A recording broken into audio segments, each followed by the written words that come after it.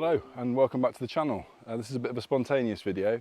I've been staying with my sister who lives just outside Scarborough, and there's a little village nearby that looks quite picturesque from some of the photos that I've seen. So I've just driven up and just walked up a path. I'm very ill prepared, I'm in jeans and trainers, but thankfully it's a well-trodden path. And I found something really interesting to photograph as I've been coming up. My plan is to get to the top and have a nice sort of village, Yorkshire village scene. But I've just spotted this dead tree trunk as I've come up. Now I don't really know what's happened to it. Unfortunately, I'm not like someone like Simon Booth, who has an amazing knowledge of nature and can explain what these things are. But basically, part of the trunk has broken off or come away, and there's some really interesting patterns, almost like tiles of bark, that really don't look natural, and that's what I'm drawn to. It really looks like it's been put there. So I'm going to get the camera set up, and I'll show you hopefully a nice close-up composition that I'm working with. Okay, so here's the composition that I'm working with, and we've got these cracks in the bark that really sort of remind me of brickwork, and I really like how it sort of falls away on the left-hand side, so there's a bit of depth, there, as you can see, it's a little bit brighter on the camera, but there's some light. They're hitting the bits of bark that are in the middle of the composition, so pretty much got this sort of crack here, smack bang in the middle. I'm at f11 to get it nice and sharp. And at 1/25th of a second. So, I've just spotted, I've got my ISO stuck from before. That's when I was doing some shooting the other day. Let's take that right down. So that's going to take our composition, our shutter speed, sorry, to a little bit longer. So it's 1.6 seconds now. So let's just make sure we're focused. I'll just zoom in just to make sure we've got that focus there. That's it. 2-second timer. Let's just check our focus is sharp. Perfect. And I'll put that up now. Hopefully that's quite a nice, interesting abstract image.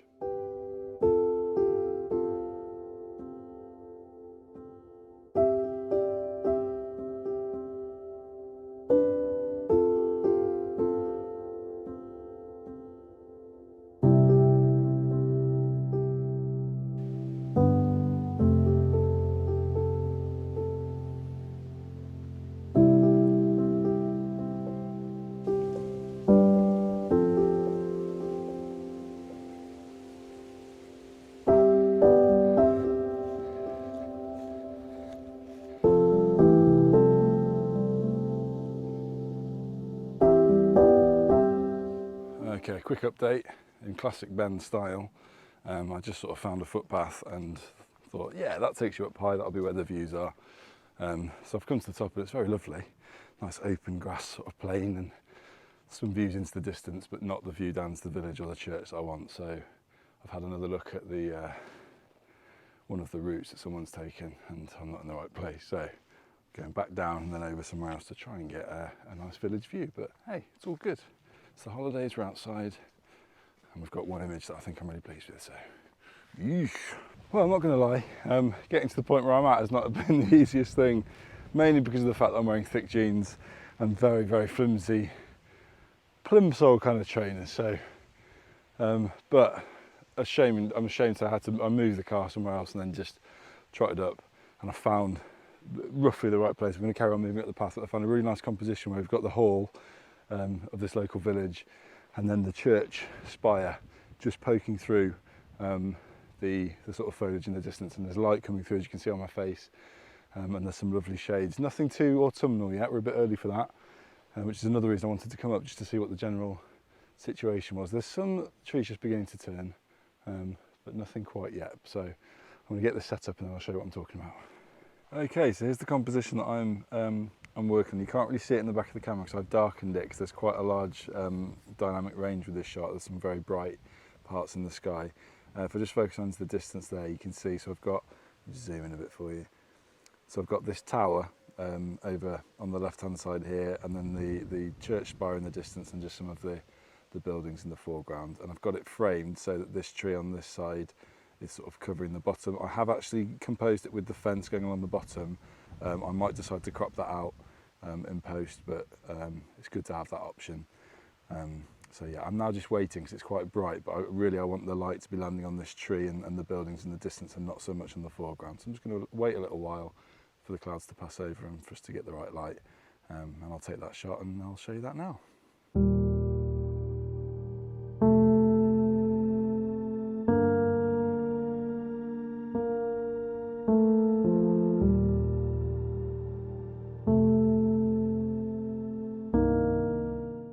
I'll just do this last bit really quickly because my microphone battery is about to die.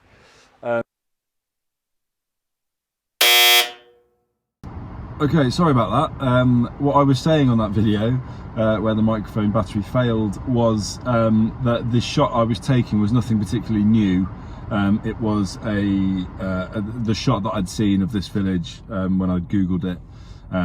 So I'm not claiming any originality or anything like that, but it was just nice to get that shot. I did stay a little bit longer after that, and I did get some what I think are more original images using the zoom lens to get in a little bit on the spire and the hall buildings, and then also I shifted my focus, unsurprisingly, to some sheep in a field on the other side, and they were sort of catching the light.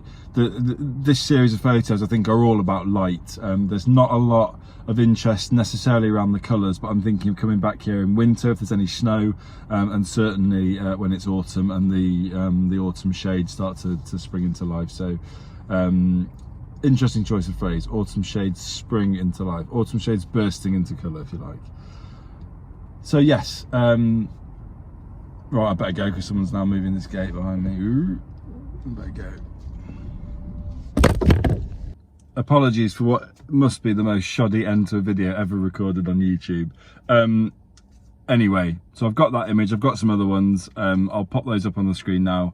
Thank you very much for watching this, what I hope has been a fairly short but interesting video. And there'll be many more to come, so keep watching the channel, and I will see you in the next one. Bye bye.